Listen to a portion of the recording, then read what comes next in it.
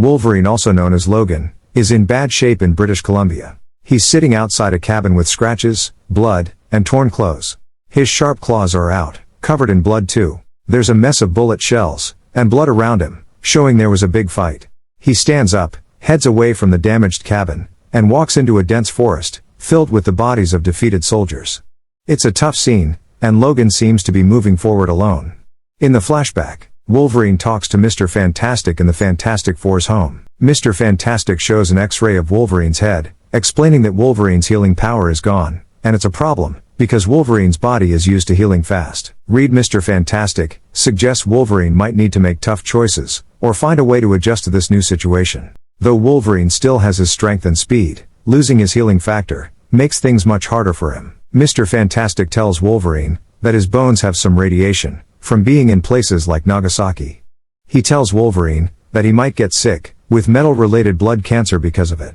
Also, using his claws might bring bacteria that could cause heart infection. It's another problem for Wolverine to deal with. Mr. Fantastic tells Wolverine he can help by talking to other smart people, like Tony Stark and Hank McCoy. Wolverine says he's already spoken to them, and now Reed is his last hope. Reed, admitting they aren't close, still cares about Logan, and wants him to survive. He believes he can fix Wolverine's healing power, but asks him to stop fighting, and find a safe place while he works on a solution. In the present, Wolverine is worried that people will find out about his situation, making him an easy target. Reed tells him not to attract trouble, and with a plea, asks Wolverine to avoid using his claws. It shows how risky and dangerous Wolverine's situation has become. He goes to a small coastal town, and enters Eric's pub.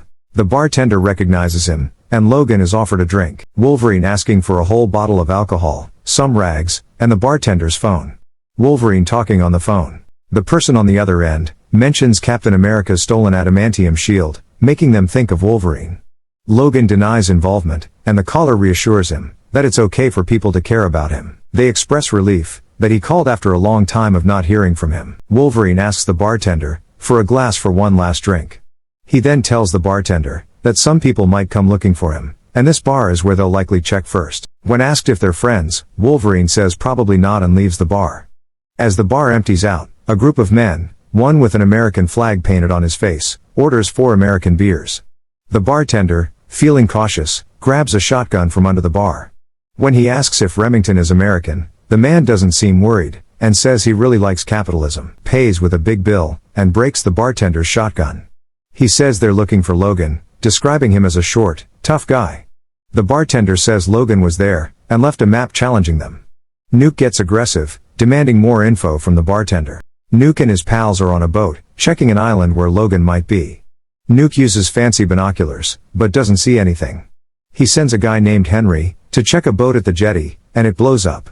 Nuke realizes Logan is there, and their boat starts rocking. They jump overboard, and Nuke says they need to reach the shore to survive. It's getting pretty intense on the water. Nuke and his pals swim to shore, but 2 of them get attacked in the water. Nuke makes it to land, impressed with Logan's strategy. When Nuke looks around, he sees a lot of bodies on the beach. Wolverine appears, questioning if Nuke ordered the attack. Nuke denies it, saying he's just trying to make a living. Suddenly, Nuke grabs Wolverine, causing pain, and throws him against a rock. It's a tough situation for Wolverine. Nuke approaches Logan, excited about a big bounty on him. He talks proudly about the money and fame, thinking Logan will get better soon. Logan struggles to his feet, saying it's not over. When Nuke gets ready to attack, Logan surprises him by smashing their heads together, making a lot of blood. The fight is getting intense. Logan continues hitting Nuke until his cyborg face is revealed. Frustrated, Logan declares it's about Canada, not the American dream. Nuke reveals the contract is to capture Logan alive, not kill him, and the bounty decreases with time. Logan warns Nuke to tell everyone that attacking him means death, and harming others won't be tolerated. It's a clear message to protect himself and those around him. Logan is angry and warns that he won't let anyone get away with targeting him. He demands to know who's behind it, and Nuke reveals it's the Green Queen from Madripoor, Viper. The scene shifts to Viper, who's sitting in a fancy chair, holding a chain connected to Sabretooth's collar, showing she's in control. It sets up a showdown between Logan and Viper in Madripoor.